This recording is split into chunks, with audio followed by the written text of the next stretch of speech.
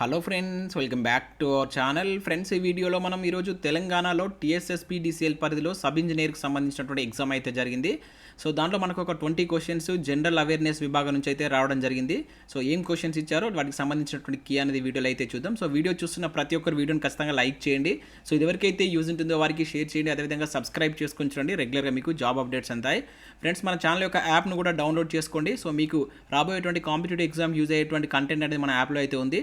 So test series కావచ్చు, అదేవిధంగా video course కూడా కొన్ని అయితే అందుబాటులో ఉన్నాయి. మీ గ్రూప్ 4కి సంబంధించినటువంటి ఫుల్ వీడియో కోర్సు జస్ట్ 500 రూపీస్కి అందుబాటులో ఉంది. అదేవిధంగా తెలంగాణ ఉద్యమ చరిత్ర కావచ్చు, తెలంగాణ చరిత్రకి సంబంధించినటువంటి టెస్ట్ సిరీస్ అయితే అందుబాటులో ఉన్నాయి. ఇంకా last 6 months important current affair PDF కూడా ఉంది. సో ఇంట్రెస్టెడ్ క్యాండిడేట్స్ ఒకసారి యాప్ను డౌన్లోడ్ చేసుకుని అయితే చెక్ చేయండి. ఫ్రెండ్స్, ఈ వీడియోలో చూసినట్లయితే మనకి ఇది ఈరోజు TSSPDCL పరిధిలో జరిగినటువంటి సబ్ ఇంజనీర్ యొక్క పేపర్. దాంట్లో మనకు పార్ట్ బిలో 20 క్వశ్చన్స్ అనేటువంటి జనరల్ అవేర్నెస్ విభాగం నుంచి అయితే రావడం జరిగింది. సో ఆ క్వశ్చన్స్ ఏమున్నాయి, వాటికి సంబంధించిన కీ అయితే చూద్దాం. సో ఇక్కడ ఇచ్చినటువంటి కీ అనేటువంటిది ఇది కరెక్ట్ కాదండి. సో నేను ఏదైతే కీ చెప్తానో అది కరెక్ట్ కీ కింద మీరైతే కన్సిడర్ చేయండి. ఎందుకంటే మనకి ఈ పేపర్ ఇచ్చినటువంటి పర్సన్ అతను పెట్టినటువంటి ఆన్సర్స్ అవి. సో దాన్ని మీరు గమనించండి. ఓకే, ఫస్ట్ క్వశ్చన్ కనుక దీనిలో మనం చూసినట్లయితే సో 81 క్వశ్చన్ నుంచి 100 వరకు అయితే మనకు సో జనరల్ అవేర్నెస్ విభాగం నుంచి అయితే క్వశ్చన్స్ ఉన్నాయి. ఇది సెట్ డి ఆధారంగా చెప్తున్నానండి. సెట్ డి ఇది, ఓకేనా. సో ఫస్ట్ క్వశ్చన్ కనుక మనం ఇక్కడ చూసినట్లయితే సెఫాలజీ ఈజ్ ఏ అని అడిగాడు. సెఫాలజీ అనేది దేనికి సంబంధించింది అంటున్నాడు. స్టడీ ఆఫ్ హ్యూమన్ మైండా, లేదంటే statistical study of election and ఓటింగా, స్టడీ ఆఫ్ హ్యూమన్ బాడీయా, లేదంటే స్టడీ ఆఫ్ ప్లాంట్స్ అంటున్నారు. సో దీనికి కరెక్ట్ ఆన్సర్ ఇస్తే మనకు బి అనేది కరెక్ట్ ఆన్సర్ అవుతుందండి. Statistical study of election and voting, so దీన్ని మనం సెఫాలజీ అని చెప్పేసి అంటాం. ఇది మనకి 81 క్వశ్చన్ సంబంధించినట్టుకి. అండ్ 82 కనుక చూసినట్లయితే ఇక్కడ చూసినట్లయితే diffusion of light in atmosphere takes place due to అని చెప్పేసి అంటున్నాడు. సో ఇక్కడ దీని యొక్క మీనింగ్ మనకు తెలుగులో ఏమవుతుందంటే సో వాతావరణంలో కాంతి వ్యాప్తి అనేది దేని కారణంగా జరుగుతుందని చెప్పేసి అంటున్నాడు. కార్బన్ డైఆక్సైడా, లేదంటే డస్ట్ పార్టికల్సా, హీలియమా, వాటర్ వేపర్ అని చెప్పేసి అంటున్నాడు. సో డస్ట్ పార్టికల్స్ అండి, ఇది ఇంపార్టెంట్ క్వశ్చన్ మనకు. సో దీన్నే మనం ఏమని చెప్తాం, జనరల్గా కాంతి పరిక్షేపణం అంటాం. అంటే కాంతి గాల్లో దుమ్ము ధూళిపై పడి సో ఆ కణాలు ఏమవుతుంది, ఆ కాంతి విక్షేపణం చెందుతుంది, అన్ని దిశలా వ్యాప్తి చెందుతుంది. సో అట్లా వ్యాప్తి చెందడాన్ని మనం ఏమంటాం, కాంతి పరిక్షేపణం అంటాం. సో దీని మీద మనకు సివి రామన్ గారు పరిశోధన చేసి రామన్ ఎఫెక్ట్ని కనిపెట్టడం జరిగింది. సో దానికి కానీ మనకు 1937లో అతనికి నోబెల్ ప్రైజ్ కూడా రావడం జరిగింది.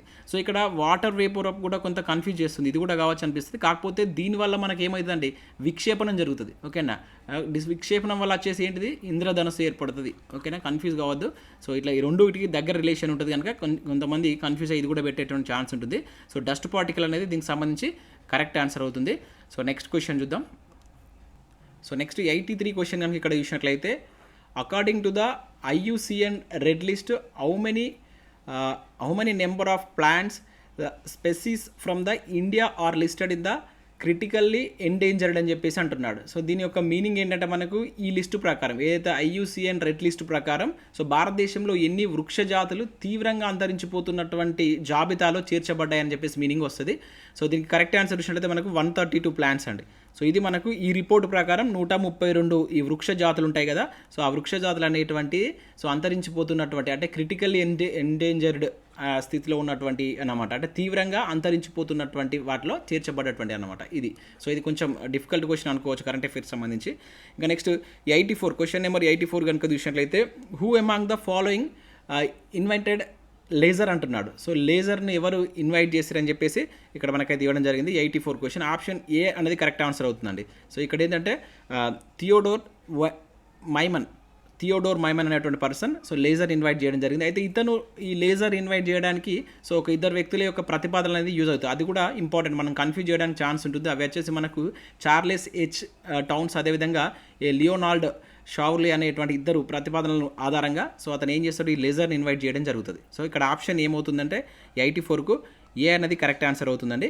సో రిమైనింగ్ ఇక్కడ ఉన్న క్వశ్చన్స్ అండి ఇంగ్లీష్కి సంబంధించినటువంటి క్వశ్చన్స్. ఇది 85 కావచ్చు అండ్ వాటి గురించి అయితే నేను చెప్పట్లేదు. సో ఎవరికైనా ఇంట్రెస్ట్ ఉంటే వాటిని ఒకసారి స్క్రీన్ షాట్ తీసుకొని చూడండి. 85 అండ్ 86, 87, 88. సో దీనిలో మనకి జనరల్ అవేర్నెస్లో మనకి ఇంగ్లీష్ కూడా ఉంది, ఇంగ్లీష్ కంప్యూటర్స్ కూడా ఉంది. సో నేను ఇక్కడ ఇంగ్లీష్కి సంబంధించినటువంటి క్వశ్చన్స్ అయితే ఎక్స్ప్లెయిన్ చేయట్లేదు. సో వాటికి నాకైతే తెలియదు. సో ఇంట్రెస్టెడ్ క్యాండిడేట్స్ ఉంటే వాటిని స్క్రీన్ షాట్ కొట్టుకొని ఒకసారి అయితే చెక్ చేయండి. అండ్ నెక్స్ట్ ఇక్కడ 89 క్వశ్చన్. సో ఇది మనకు తెలంగాణకు సంబంధించి అడిగినటువంటి క్వశ్చన్. ఇక్కడ చూసినట్లయితే in terms of area which among the following is the largest district in the state of Telangana అంటున్నాడు. సో ఏరియా పరంగా ఇక్కడ ఇచ్చినటువంటి ఆప్షన్లో ఏది పెద్ద జిల్లా అని చెప్పేసి అంటున్నాడు. సో మనకు తెలిసినటువంటి ఆల్రెడీ మన క్లాసెస్లో కూడా చాలాసార్లు డిస్కస్ చేస్తాం, భద్రాద్రి కొత్తగూడెం. అయితే ఇక్కడ దీనికి కొంత కాంట్రవర్సీ ఉందని చెప్పేసి కూడా మీకు నేను లాస్ట్ వీడియోలో మన వీడియోస్లో అయితే చెప్పడం జరిగింది. ఎందుకంటే ఇక్కడ ఇచ్చిన దాంట్లో భద్రాద్రి కొత్తగూడెం, జనరల్గా మనం నెట్లో సెర్చ్ చేసినా కూడా తెలంగాణలో ఏరియా పరంగా పెద్ద జిల్లా అంటే ఏది కనబడుతుంది, భద్రాద్రి కొత్తగూడెం అని కనబడుతుంది ప్రజెంట్ మీరు చూసినట్లయితే. కాకపోతే మీరు ఒకసారి మనకు అకాడమీ బుక్లో కావచ్చు, ఇప్పుడు వచ్చినటువంటి కొత్తగా వచ్చినటువంటి బుక్స్లో కనుక చూసినట్లయితే నల్గొండ ఫస్ట్ ఉంటుంది, భద్రాద్రి కొత్తగూడెం అని సెకండ్ ఉంటుంది. సో దానికి ఇక్కడ మీకు ప్రూఫ్ కూడా చూస్తాను. సో ఇక్కడ మీరు చూడవచ్చు స్క్రీన్ పైన చూస్తున్నటువంటిది మనకి ఇది Telugu academy Telangana regional geography. ఇది మనకి ఇంగ్లీష్లో అందుబాటులో ఉన్నటువంటి బుక్ ఇది. సో ఇది తెలుగు అకాడమీ నుంచి రిలీజ్ అయినటువంటి బుక్. ఒకసారి మీరు ఈ బుక్ కనుక చూసినట్లయితే దీనిలో పేజీ నెంబర్ 5లో మనం అబ్జర్వ్ చేసినట్లయితే ఇక్కడ చూడవచ్చు, ఇది పేజీ నెంబర్ 5లో మీకు మీ దగ్గర బుక్ ఉంటే ఒకసారి చూడండి.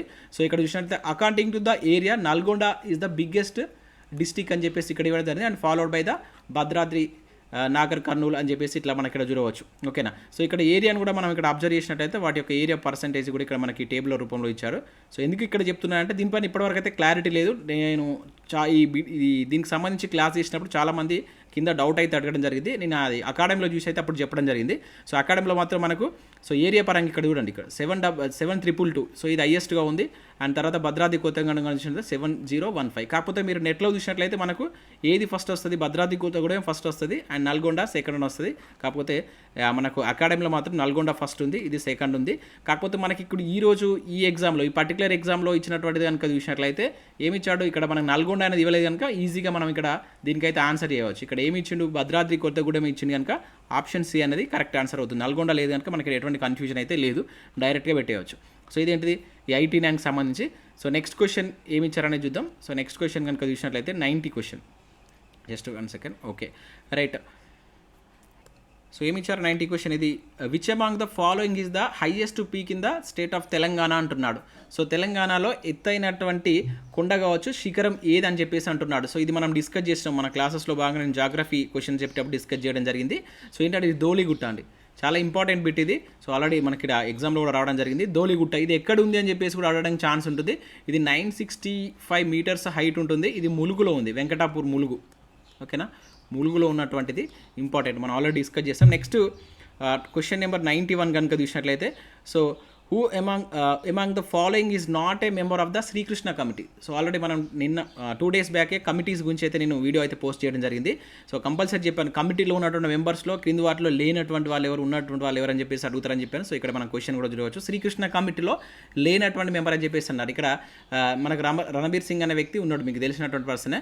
సో ఇతను మనకి నల్సార్ జాతీయ న్యాయ విద్యాలయం ముందుగా హైదరాబాద్లో, దానిలో ప్రొఫెసర్ చేసినటువంటి వ్యక్తి. అండ్ వినోద్ కుమార్ దుగ్గల్ అనే పర్సన్ ఉన్నాడు, అదేవిధంగా అబూ సలీం షరీఫ్ కూడా ఉన్నాడు. సో లేనటువంటిది ఎవరు, ఇక్కడ ఆప్షన్ సి అనేది కరెక్ట్ ఆన్సర్ అవుతుంది. ఇక్కడ పేరు కొంచెం డిఫరెంట్గా ఇచ్చింది, ఇది ఇక్కడ అమర్జిత్ కౌర్ అన్నాడు. అమర్జిత్ కౌర్ అనే పర్సన్ మనకు క్లియర్ అండి, రవీందర్ కౌర్ అన్నట్టు. సేమ్ కౌర్ అనేది కరెక్టే కానీ ఇక్కడ చిన్నగా కన్ఫ్యూజ్ చేయడం కోసం ఇచ్చిండు. ఓకేనా, రవీందర్ కౌర్. మొత్తం యాక్చువల్గా మనకు ఎంతమంది ఉంటారు, 1+4. ఒకరు వచ్చేసి జస్టిస్ శ్రీకృష్ణ గారు ఉంటారు, 4 మెంబర్స్ ఉంటారు అనమాట. సో మనకి ఎప్పుడు శ్రీకృష్ణ కమిటీ వచ్చింది, 2010 ఫిబ్రవరి 3న శ్రీకృష్ణ కమిటీ అనేది వేయడం జరిగింది తెలంగాణలో. ఓకేనా. సో ఆల్రెడీ నేను మీకు వీటి గురించి క్లియర్గా ఎక్స్ప్లెయిన్ చేశాను. మనకు ఇది కమిటీలకు సంబంధించి లాస్ట్ 2 days బ్యాక్ వీడియో అయితే పోస్ట్ చేసాను, ఎవరైనా ఇంట్రెస్ట్ ఉంటే చూడండి. సో నెక్స్ట్ క్వశ్చన్ కనుక చూసినట్లయితే, how many Lok Sabha seats are there in the state of Telangana అంటున్నాడు. సో ఎన్ని లోక్సభ సీట్లు అనేటువంటి మన తెలంగాణలో ఉన్నాయి. లోక్సభ సీట్లు వచ్చేసి 17 అండి. ఓకేనా, 17 అనేవి లోక్సభ సీట్లు ఉన్నాయి, 7 వచ్చేసి రాజ్యసభ ఉన్నాయి.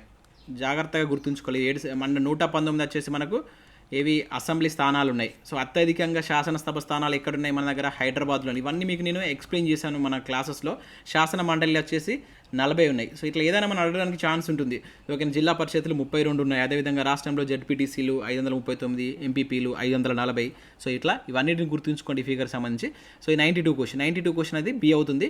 ఇక 93 ఇవి కనుక చూసినట్లయితే కొన్ని మనకు ఆర్థమెటిక్ రీజనింగ్ విభాగం నుంచి కూడా క్వశ్చన్స్ అయితే ఇవ్వచ్చు. ఇక్కడ చూసినట్లయితే Ramu borrowed RS 5,000 from Krishna with simple interest అంటున్నాడు. After 2 years Krishna got a 1,000 more than what he had given to the Ramu అంటున్నాడు. So what is the percentage of interest per annum అంటున్నాడు. అంటే ఇక్కడ ఏం లేదు, సింపుల్ ఇంట్రెస్ట్ ఫైన్ చేయమన్నాడు అండి. సింపుల్ ఇంట్రెస్ట్ని కనుక్కోమంటున్నాడు. ఇక్కడ మనకు ప్రిన్సిపల్ అమౌంట్ ఏమవుతుంది, అసలు అనేది పి అనేటువంటిది 5 అవుతుంది. ఇక్కడ టైం అనేది 2 years అవుతుంది. అదేవిధంగా ఇది ఇంట్రెస్ట్ కింద వస్తుంది. అంటే మనకు 1 year తర్వాత ఆఫ్టర్ 2 years తర్వాత 1000 రూపీస్ ఎక్స్ట్రా ఇచ్చింది కనుక ఇది మనకు ఐ కింద అవుతుంది. అంటే మనకు PTR/100 అనే ఫార్ములా ఉంటుంది కదా, ఐ ఈక్వల్ ఐ అంటే ఇక్కడ మనకు ఎక్స్ట్రా ఇచ్చింది ఎంత 1000 రూపీస్ అనేది ఇంట్రెస్ట్ ఇచ్చిండు, ఐ ఈక్వల్ ఇక్కడ ప్రిన్సిపల్ అమౌంట్ ఎంత 5000. సో PTR/100లో నేను సబ్స్టిట్యూట్ చేస్తున్నా.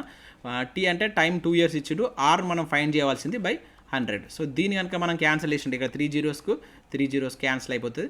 సో ఇక్కడ ఈజీగా మనం 5 1 5 2 సో ఇక్కడ 2 1 2 10 సో ఇటు సెండ్ చేస్తే మనకు ఆర్ ఈక్వల్ ఎంత వస్తుంది, 10% వస్తుంది. 10 అంటే ఆప్షన్ సి అనేది కరెక్ట్ ఆన్సర్ అవుతుంది. ఓకేనా, సి అనేది. సో ఇది మనకు ఇది కాంపౌండ్ ఇంట్రెస్ట్ సింపుల్ ఇంట్రెస్ట్ నుంచి అయితే ఇవ్వడం జరిగింది. సో ఈజీగానే ఉంది, జస్ట్ ఫార్ములా బేస్డ్ క్వశ్చన్ అది. అండ్ నెక్స్ట్ రీజనింగ్ విభాగం నుంచి కనుక చూసినట్లయితే 94 క్వశ్చన్. రీజనింగ్ నుంచి 3 ఇచ్చాడండి సిరీస్లోనే. సో ఇట్లా సిరీస్ మోడల్సే 3 ఇచ్చాడు, అందులో ఒక 2 ఈజీగానే, ఒకటి కొంచెం ఆలోచింప చేసే విధంగా ఉంది. ఇక్కడ చూసినట్టు identify the next number in the sequence of అన్నాడు 343. అదేవిధంగా ఏమంటున్నాడు 345 అండ్ 349 అండ్ అదేవిధంగా 357. దెన్ నెక్స్ట్ వచ్చేటువంటి నెంబర్ ఏంటని అంటున్నాడు. సో ఇక్కడ మనం వాటి మధ్య గ్యాప్ కనుక చూసినట్లయితే ఇది 343 345, ఇక్కడ 343 345 మనకి ఎంత గ్యాప్ ఉంది, 2 ఉంది. ఈ రెండింటి కనుక చూసుకుంటే 4 అండ్ 349 357 8. అంటే ఇక్కడ ఏమవుతుంది 2 4 8 అంటే నెక్స్ట్ ఏం వస్తుంది 16 వస్తుంది. అంటే ఇక్కడ మనం దీనికి +16 కనుక యాడ్ చేస్తే వచ్చేటువంటి నెంబరే మనకేంది 373 వస్తుంది. +16 యాడ్ చేస్తే 373 అంటే ఆప్షన్ బి. సో ఇక్కడ మీరు ఇక్కడ క్వశ్చన్ పేపర్లో బ్లాక్తో పెట్టినటువంటిది మీరు ఆన్సర్ కన్సిడర్ చేయకండి. నేను చెప్పేది మాత్రమే కరెక్ట్ ఆన్సర్. 373 అనేటువంటిది దీనికి సంబంధించి మనకు కరెక్ట్ ఆన్సర్ అవుతుంది. సో నెక్స్ట్ 95 క్వశ్చన్ ఉంది. 95 క్వశ్చన్ కూడా మనకు సో రీజనింగ్ నుంచే రావడం జరిగింది. సో ఇక్కడ చూసిన identify the next number in the series అంటున్నాడు. ఓకే, ఏమన్నాడు 328 465 5 126 6 అంటున్నాడు. సో ఇది కూడా చాలా ఈజీగా మనకు దొరుకుతుంది. ఏంటంటే 3 క్యూబ్. సో 3 క్యూబ్ మనం 3 క్యూబ్ చేసింది అనుకోండి ఎంత వస్తుంది 27 వస్తుంది. +1 యాడ్ చేస్తే 28. సో దీన్ని మళ్ళీ 4 క్యూబ్ +1 అంటే నథింగ్ బట్ 64 +1 65. సో ఇదేమవుతుంది మళ్ళీ 5 క్యూబ్ +1 సో 125 +1 126 అవుతుంది. సో ఇదేమవుతుంది మళ్ళీ అదే సేమ్ అదే 6 క్యూబ్ +1 6 క్యూబ్ అంటే మనకి ఎంత 216 +1 దట్ ఈస్ 217 217 అనేది కరెక్ట్ ఆన్సర్ అవుతుంది. ఆప్షన్ సి అనేటువంటిది దీనికి సంబంధించి కరెక్ట్ ఆన్సర్ అవుతుంది. సో నెక్స్ట్ మళ్ళీ 96 కూడా same identify the missing number అంటున్నాడు. సో ఇక్కడ ఇది కొంచెం ఆలోచింపజేసే విధంగా అయితే ఉంది. ఇక్కడ 8 11 15 22 33 51 అంటున్నాడు. సో ఇట్లా నెక్స్ట్ నెంబర్ కనుక్కోమంటారు. అయితే ఇక్కడ ఏంటంటే ఈ 8 11 మధ్య మనం ఫస్ట్ గ్యాప్ కనుక చూసినట్లయితే 3 ఉంది. ఇక్కడ కొంచెం జాగ్రత్తగా చూడండి, ఇది 3 ఉంది. 11 15 మధ్య ఎంత ఉంది, సో ఇది 4 ఉంది. ఓకేనా, సో నెక్స్ట్ ఈ 15 27 మధ్యలో 7 గ్యాప్ ఉంది. సో ఈ 7 అనేది ఎట్లా వచ్చింది, 3 + 4ను యాడ్ చేస్తే వచ్చిందే 7, ఆ గ్యాప్ అయిందనమాట.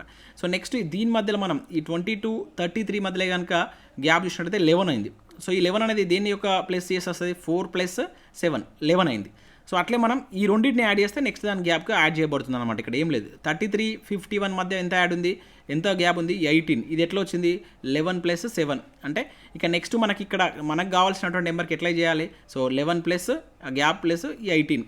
ఓకేనా, ఎంత ఉండాలని. ఓకేనా, 11 అంటే 29 మనం యాడ్ చేయాల్సి ఉంటుంది. 29 అంటే 51 + 29 యాడ్ చేస్తే వచ్చేటువంటి నెంబర్ ఎంత 80. So that is option A అనేది కరెక్ట్ ఆన్సర్ అవుతుంది. 96 సంబంధించినటువంటి ఆన్సర్ ఆప్షన్ ఏ అనేది కరెక్ట్ ఆన్సర్ కావడం జరుగుతుంది. ఇది మనకు రీజనింగ్ విభాగం నుంచి ఇచ్చినటువంటి క్వశ్చన్స్. నెక్స్ట్ ఇక లాస్ట్ 3 క్వశ్చన్స్ అనేది కంప్యూటర్ 3-4 క్వశ్చన్స్ అనేది కంప్యూటర్ బేస్డ్ క్వశ్చన్స్ అయితే ఇచ్చాడు. సో ఇక్కడ క్వశ్చన్ ఏంటంటే 97 క్వశ్చన్ కనుక చూసినట్టయితే a light sensitive device that convert drawing printed data and other images into the digital form is known as అంటున్నాడు. సో ఇది స్కానర్ అవుతుందండి. స్కానర్ అనేది దీనికి సంబంధించి కరెక్ట్ ఆన్సర్ అవుతుంది. అండ్ ఇక క్వశ్చన్ నెంబర్ 98 చూసినట్లయితే who was the father of punched card processing అంటున్నాడు. సో దీనికి సంబంధించి ఎవరు ఈ పంచ్డ్ కార్డ్ ప్రాసెస్కు ఫాదర్ అని ఎవరిని పిలుస్తారని చెప్పేసి అంటున్నాడు. ఆప్షన్ సి అనేది దీనికి కరెక్ట్ ఆన్సర్ అవుతుందండి. హర్మన్ హెలోరెత్ అనేటువంటి పర్సన్ దీనికి ఫాదర్ ఆఫ్ పంచ్డ్ కార్డ్ అని చెప్పేసి అంటాం. సో నెక్స్ట్ ఇది ఇంపార్టెంట్ అంటే మనకు జీకే పర్పస్లో కూడా ఇంపార్టెంట్. నెక్స్ట్ క్వశ్చన్ 99 క్వశ్చన్ కనుక చూసినట్లయితే ఏమంటున్నాడు, so which of the following computer language is used in the artificial intelligence అంటున్నాడు. సో ఆర్టిఫిషియల్ ఇంటెలిజెన్స్లో యూజ్ చేసేటువంటి లాంగ్వేజ్ ఏందని చెప్పేసి అంటున్నాడు. అయితే ఇక్కడ మనకు జనరల్గా ఆర్టిఫిషియల్ ఇంటెలిజెన్స్లో పైథాన్ అనేది ఫస్ట్ ప్లేస్లో పైథాన్ యూజ్ చేస్తారు, జావా. ఓకేనా, సో దాంతోపాటుగా దానిలో మనకి ప్రొలాగ్ కూడా ఉంటుందండి. అంటే ఆ పైథాన్ ఇక్కడ మనకు లేదు, అదేవిధంగా జావా లేదు కనుక సో నెక్స్ట్ మనం ప్రొలాగ్ కిందకి వెళ్ళిపోవాల్సి వస్తుంది. ఇది ఆప్షన్ డి అనేది కరెక్ట్ ఆన్సర్ అవుతుంది. క్వశ్చన్ నెంబర్ 100 ఇది 100 క్వశ్చన్ కనుక మనం ఇక్కడ చూసినట్లయితే a device designed to read information encoded into a small plastic card is అని చెప్పేసి అంటున్నాడు. సో దీనికి సంబంధించి మనం ఇక్కడ చూసినట్లయితే ఆప్షన్ సి అనేది కరెక్ట్ ఆన్సర్ అవుతుంది. ఓకేనా, బ్యాడ్జ్ రీడర్ అనేది కరెక్ట్ అవుతుంది ఇక్కడ. ఓకేనా, బ్యాడ్జ్ రీడర్ అనేది కరెక్ట్ ఆన్సర్ అవుతుంది. సో ఇవి ఒక 20 క్వశ్చన్స్ రావడం జరిగింది. దీనిలో ఒక 3 or 4 క్వశ్చన్స్ ఇంగ్లీష్ అయితే ఉన్నాయి, కొన్ని కంప్యూటర్స్ ఉన్నాయి, మిగతాయి తెలంగాణకు సంబంధించి అండ్ ఆర్థమెటిక్ రీజనింగ్ సంబంధించిన క్వశ్చన్స్ అయితే రావడం జరిగింది. సో వీడియో నచ్చినట్లయితే లైక్ చేసి మీ ఫ్రెండ్స్ అండ్ ఫ్యామిలీకి షేర్ చేయండి. Thanks for watching. Thank you everyone.